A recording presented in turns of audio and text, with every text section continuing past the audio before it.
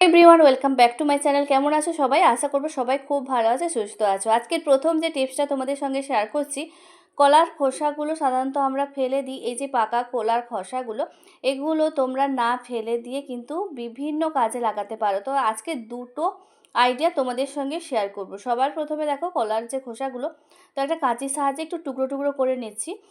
কিছুটা দেখো একটু মানে কিছু কলার খোসার টুকরোগুলো একটু ছোটো সাইজে করেছি, আর বেশ কয়েকটা কিন্তু বড় বড় করেছি। তো যেগুলো বড় বড় করেছি না, সেগুলোকে আলাদা করে সরিয়ে রাখলাম। আর এখন হচ্ছে যে ছোট ছোট যে টুকরোগুলো করেছিলাম, সেগুলো দিয়ে তোমরা কিন্তু স্কিন কেয়ার করতে পারো। কলার খোসাতে প্রচুর পরিমাণে ময়েশ্চারাইজার এবং পটাশিয়ামের পরিমাণটা বেশি থাকে। এই কারণে কলার খোসা ত্বকের বলিরেখা দূর করে, বা হচ্ছে ত্বক যাদের শুষ্ক হয়ে গেছে, তো সেই সমস্ত স্কিনে যদি এই পাকা কলার খোসাগুলো ব্যবহার করা হয়, স্কিনটা কিন্তু খুব ভালো থাকে। তো এইভাবে করে তোমরা স্কিনের যত্ন নিতে কিন্তু তোমরা পাকা কলার খোসাগুলো ব্যবহার করতে পারো। তো কখনোই কিন্তু একদিনে হবে না, তোমাদের বারবার প্রত্যেক দিন ব্যবহার করতে হবে। মানে দিন 15 ব্যবহার করলে তোমরা তফাৎটা দেখতে পাবে। এরপরে দেখো দেখো যে টিপসটা শেয়ার করছি, বাকি যে কলার খোসাগুলো যেগুলো একটু বড় টুকরো করে রেখেছিলাম, এই বড় টুকরোগুলোকে ফ্রিজের মধ্যে রেখে দেবো। ফ্রিজের মধ্যে 4-5 ঘন্টা তোমরা রেখে দিতে পারো, চাইলে একবেলাও কিন্তু রেখে দিতে পারো, যাতে এই যে কলার খোসাগুলো খুব ভালোভাবে ঠান্ডা হয়ে যায়। তো আমি 4-5 ঘন্টা রেখেছিলাম, এখন ফ্রিজ থেকে বের করলাম। এবার দেখো এটাকে কী কাজে লাগাবো। অনেকের চোখের তলায় কালি পড়ে যায়, তো যাদের এরকম সমস্যা আছে, চোখের তলায় কালি পড়ে গেছে, তো তারা কিন্তু রাত্রে শোয়ার সময় এই কলার খোসা মানে ঠান্ডা করে নেওয়ার পরে এই কলার খোসাগুলোকে তোমরা চোখে লাগিয়ে এইভাবে করে শুয়ে পড়বে। তাহলে কি হবে, মানে মাসখানেক ব্যবহার করলে দেখবে যে চোখের তলায় যে কালিটা পড়েছে, সেই কালিটা কিন্তু দূর হয়ে যাবে, বা নতুন করে কিন্তু কালি আর পড়বে না। এর যে টিপসটা শেয়ার করছি, কোলগেটটা যখন একটু শেষের দিকে হয়ে যায়, দেখবে কোলগেটটা নিচের দিকে নেমে যায়, আর প্রত্যেকদিন আমাদেরকে উপরের দিকে করে কোলগেটগুলোকে ঠেলে ঠেলে বের করতে হয়। কিন্তু তোমরা একবারে কাজটা করে নিতে পারো। নিচের থেকে যেটুকু কোলগেট আছে, এইভাবে বেলুন দিয়ে তোমরা একটু চেপে চেপে উপর দিকে তুলে নেবে। তুলে নেওয়ার পর একটা ক্লিপ দিয়ে যদি আটকে দাও, তাহলে কি হবে, আর কোলগেটটা কখনোই নিচের দিকে নামবে না। এবার আস্তে আস্তে তোমরা কোলগেটটাকে ব্যবহার করতে পারবে। পরের যে টিপসটা শেয়ার করছি, দেখো যখন আমরা প্রদীপ জ্বালি, সেটা মাটির প্রদীপ হোক কিংবা পেতলের যেই প্রদীপই হোক না কেন, এভাবে করে যখন প্রদীপটা জ্বালি, দেখবে ব্যবহার করতে করতে এই যে প্রদীপের মুখের দিকটা দেখবে একটা কালচে টাইপের কালো দাগ হয়ে যায়। কারণ এই যে আগুনটা জ্বলে, তো সেই কারণে প্রদীপটা নোংরা হয়ে যায়, মানে কালো হয়ে যায়। সেই জন্য তোমরা কী করবে, নিয়ে নেবে একটা হচ্ছে সেফটি পিন। এখানে দেখো আমি একটা সেফটি পিন নিয়েছি, আর একটু বড় ধরনের সেফটি পিন নিতে হবে। তো সেফটি পিনটাকে একটু দেখো হাত দিয়ে এভাবে সোজা করে দিতে হবে। সোজা করে দেওয়ার পর দেখো সেফটি পিনের মাঝে যে গোল মতন অংশটা আছে, তো তার মধ্যে থেকে সলতের মুখটাকে আমি বের করে নিয়েছি।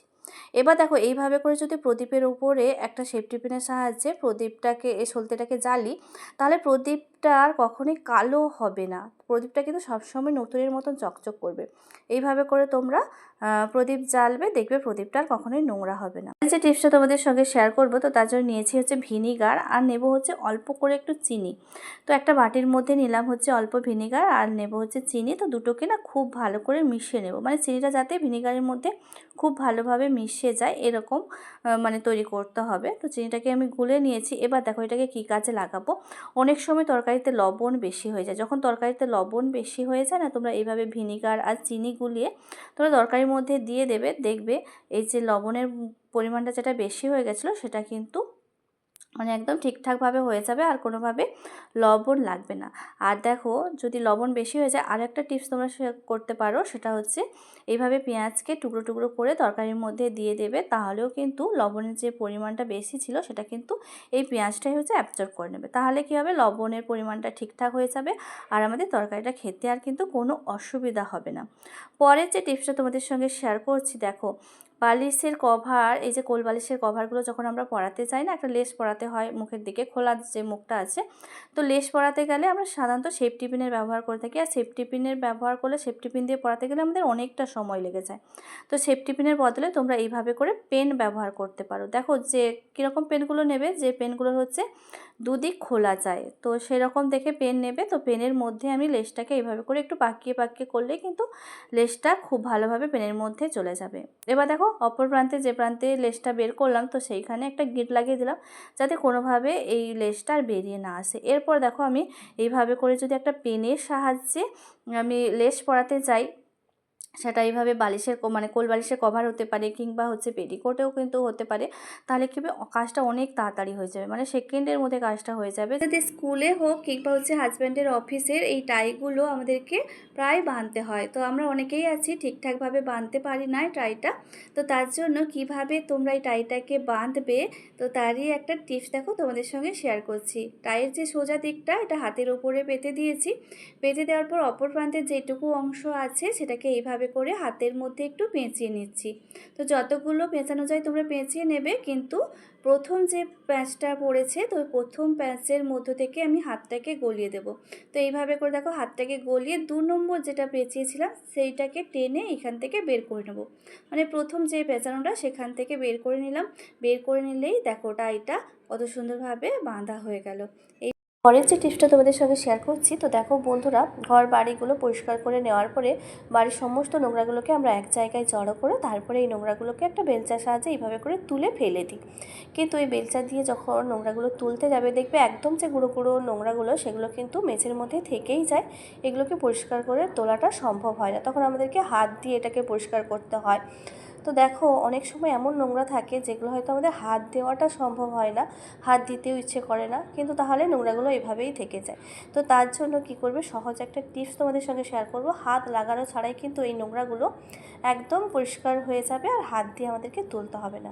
নিয়ে নিতে হবে হচ্ছে টেপ। দেখো এই যে আমি এখানে মাস্কিং টেপ ব্যবহার করছি, তোমরা শ্যালো টেপও ব্যবহার করতে পারো। যেগুলো একটু চাওড়া না, সেইগুলো নিলেই কাজটা অনেকটা সুবিধা হবে। তো এইভাবে টেপ নিয়ে দেখো কিছুটা টেপের মানে কিছুটা দেখো বেলচার মধ্যে রেখেছি, আর কিছুটা মেঝের মধ্যে, এইভাবে করে আমি টেপটাকে আটকে দিয়েছি। এবার দেখো এই যে টেপটাকে আটকে নিলাম বেলচার সঙ্গে আর মেঝের সঙ্গে এইভাবে করে, এবার দেখো নোংরাগুলোকে যদি এইভাবে করে ঝাড়ু দিয়ে তুলে দিই, একদম যে গুঁড়ো গুঁড়ো নোংরাগুলো ধুলোগুলো সেগুলোও কিন্তু বেলচার মধ্যে উঠে আসবে, আর কোনো অসুবিধা হবে না, বা হাত দিয়েও কিন্তু আমাদেরকে এই নোংরাগুলো তুলতে হবে না। কত সহজেই দেখো একদম ক্লিন হয়ে গেছে। কাছ থেকে আমি তোমাদেরকে দেখিয়ে দিচ্ছি, একদম ধুলোগুলো কিন্তু বেলচার সঙ্গে উঠে এসেছে। তো কোন টিপসটা সবথেকে বেশি ভালো লাগলো তোমরা অবশ্যই কমেন্ট করে জানিও। তোমরা ভালো থেকো, সুস্থ থেকো, দেখা হচ্ছে পরবর্তী এক ভিডিওতে।